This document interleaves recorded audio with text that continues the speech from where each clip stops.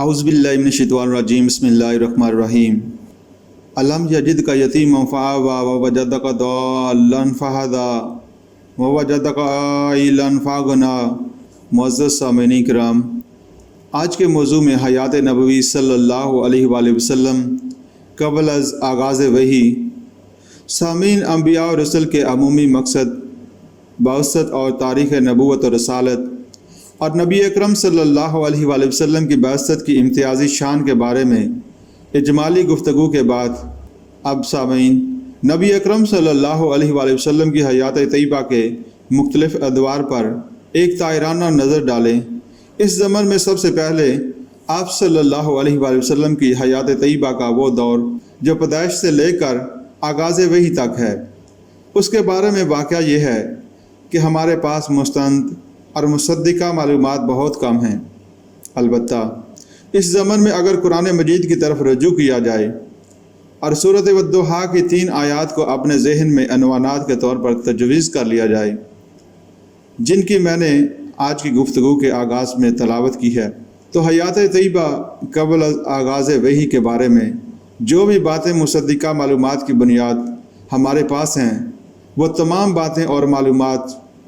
ان 3 آیات کے ذیل میں بڑی خوبی کے ساتھ انہی کی شرح و تفسیر کی حیثیت سے 3 عنوانات کے بطور شامل ہو جائیں گی۔ جہاں تک آپ صلی اللہ علیہ وآلہ وسلم کی ولادت بسعادت کی تاریخ کا تعلق ہے، معتاد ترین اندازوں کے مطابق آپ صلی اللہ علیہ وآلہ وسلم 9 ربیع الاول عام الفیل کو پیدا ہوئے، جو انگریزی تقویم کے مطابق غالباً 21 اپریل 571 بنتی ہے۔ یہاں سے آپ صلی اللہ علیہ وآلہ وسلم کی حیات طیبہ کا ابتدائی دور شروع ہوتا ہے، جو دراصل الم یجدک یتیما فآوی ووجدک ضالا فہدی ووجدک عائلا فاغنی کی مکمل تفسیر ہے۔ آپ صلی اللہ علیہ وآلہ وسلم اس دنیا میں تشریف لائے تو اس حال میں کہ والد ماجد عبداللہ کا انتقال آپ کی ولادت بسعادت سے قبل ہی ہو چکا تھا۔ 6 سال تک والدہ ماجدہ کے سایہ میں پرورش پانے کے بعد اللہ تعالیٰ نے ان کا سایہ بھی آپ سے اٹھا لیا۔ نتیجتاً آپ اپنے دادا عبد المطلب کے زیر کفالت اور زیر تربیت آئے، لیکن 2 ہی سال بعد یتیمی کا ایک اور داغ آپ کو دیکھنا پڑا اور انتہائی محبت اور شفقت کرنے والے دادا کی شفقت و محبت کا سایہ بھی آپ سے اٹھا لیا گیا۔ اس کے بعد کچھ عرصہ تک آپ اپنے بڑے تایا زبیر بن عبد المطلب کے زیر کفالت رہے اور پھر اپنے دوسرے تایا ابو طالب کے زیر سرپرستی آپ صلی اللہ علیہ وآلہ وسلم نے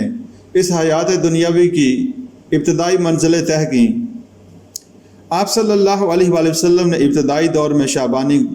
یعنی غلہ بانی کا وہ فریضہ بھی سر انجام دیا ہے جو غالباً تمام انبیاء اور رسل کا ایک مشترکہ وصف رہا ہے، جس کے بارے میں علامہ اقبال نے نہایت خوبصورتی سے کہا: اگر کوئی شعیب آئے میسر شعبانی سے کلیمی 2 قدم ہے۔ آپ صلی اللہ علیہ وآلہ وسلم نے غلہ بانی کی اور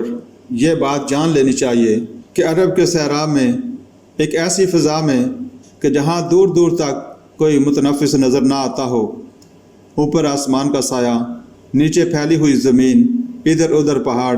یہ در حقیقت فطرت سے قریب ترین ہونے کی ایک کیفیت ہے۔ نبی اکرم صلی اللہ علیہ وآلہ وسلم نے اپنا ابتدائی دور اس کیفیت میں بسر کیا، گویا کہ کتاب فطرت کا مطالعہ دل کھول کر کیا، جس کی طرف ایک اشارہ قرآن مجید کے آخری پارے کی صورت مبارکہ میں ہے: افلا ينظرون الى الابل كيف خلقت والى السماء كيف رفعت والى الجبال كيف نصبت والى الارض كيف سطحت۔ کیا یہ دیکھتے نہیں اونٹ کی تخلیق کو؟ اس میں کیسی کیسی نشانیاں مضمر ہیں۔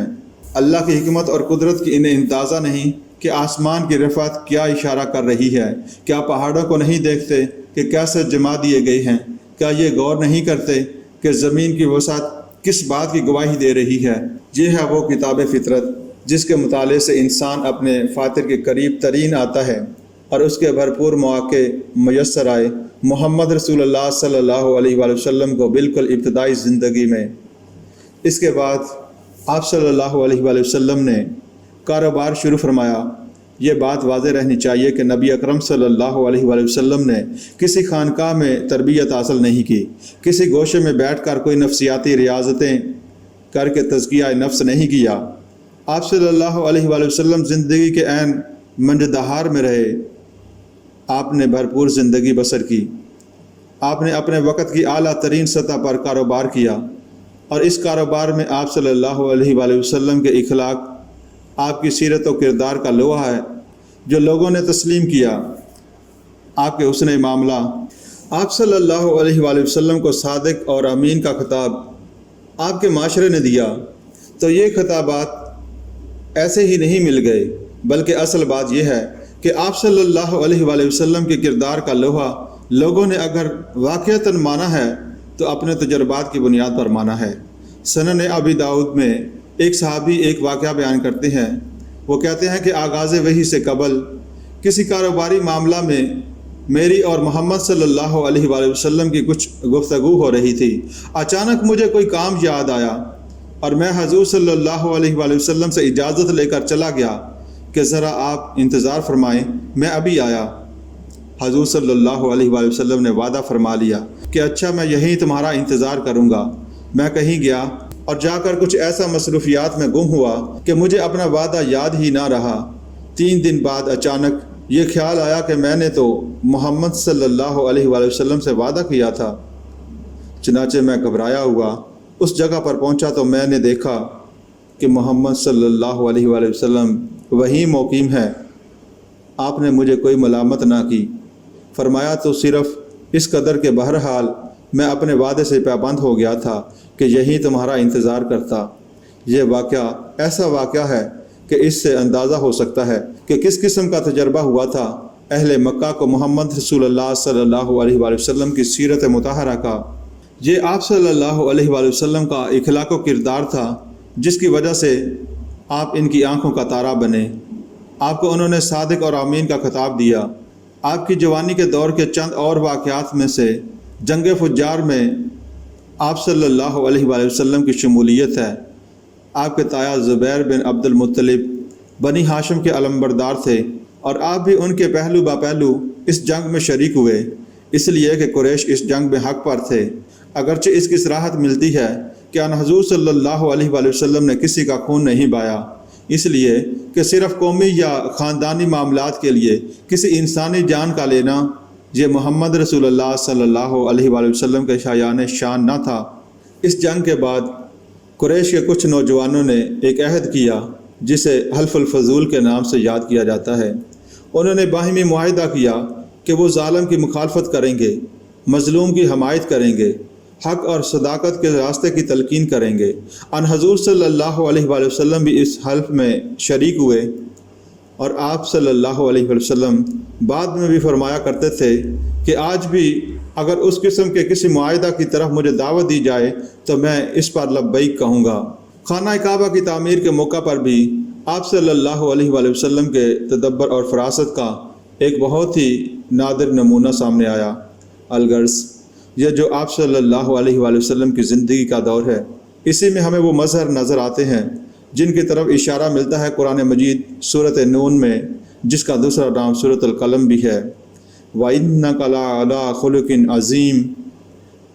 اور اے محمد صلی اللہ علیہ وآلہ وسلم بلا شبہ آپ اخلاق حسنہ کی بلندیوں پر فائز ہیں۔ اسی کاروبار کے ضمن میں ان حضور صلی اللہ علیہ وآلہ وسلم کا تعلق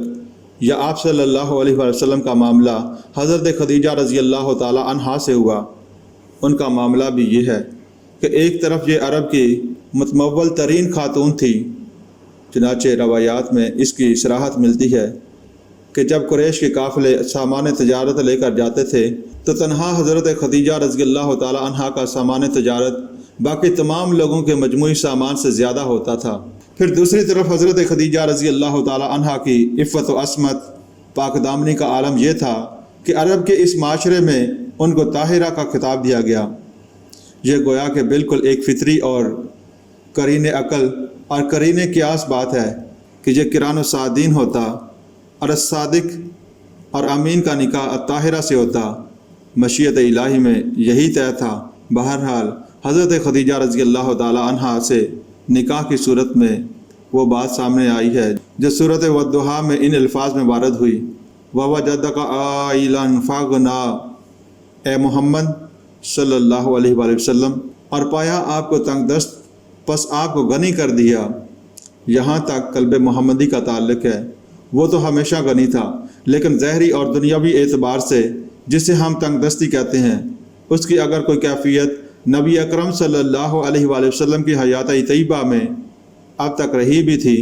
تو اب جب کہ مکہ کی متمول ترین خاتون حضرت خدیجہ رضی اللہ تعالی عنہا آپ کے ابالۂ عقد میں تھی، جو انتہائی جان نثار اور اپنا سب کچھ نچھاور کر دینے والی بیوی تھیں، اس کے بعد اس دنیاوی احتیاج یا کمزوری کا بھی کوئی معاملہ باقی نہ رہا۔ حضور صلی اللہ علیہ وآلہ وسلم کی زندگی کا یہ دور ایک بھرپور انسانی زندگی کا نقشہ پیش کرتا ہے۔ ایک محبت کرنے والی جان نثار اور وفادار بیوی رفیق حیات ہیں، اور اللہ تعالیٰ نے آپ کو ان زوجہ محترمہ سے اولاد بھی عطا فرمائی۔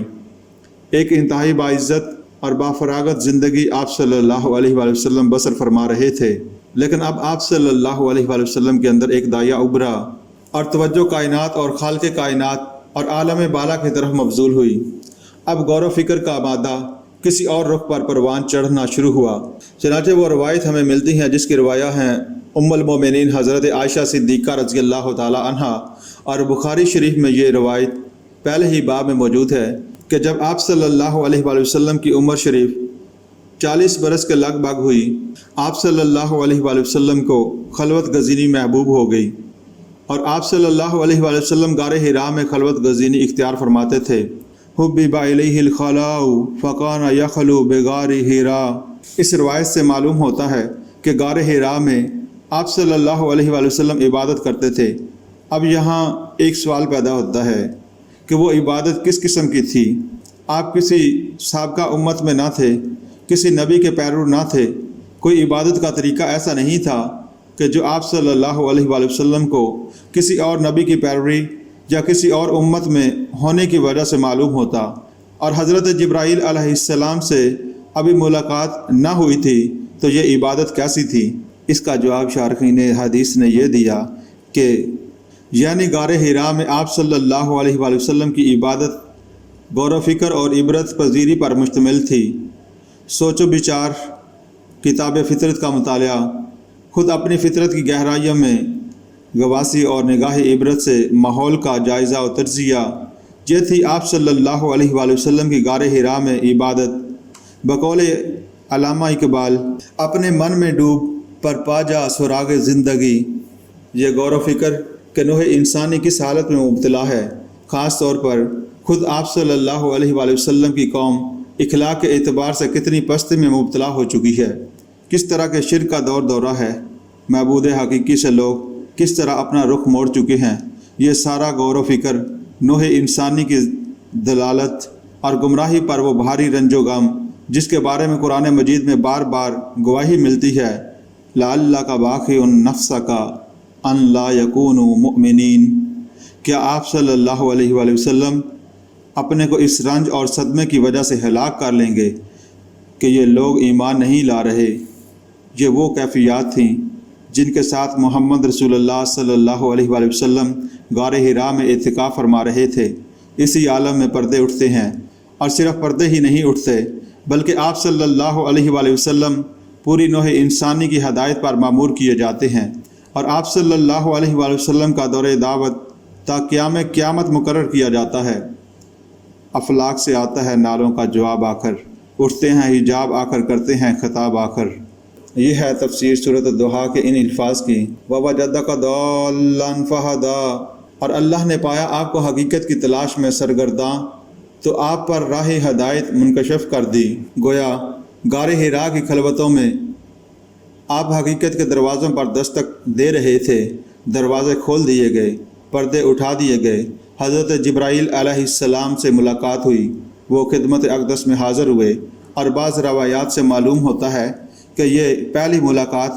جس میں نزول وحی کا آغاز ہوا، بین النوم والیقظۃ، یعنی بیداری اور نیند کے درمیان کسی کیفیت نیم بیداری کے عالم میں ہوئی۔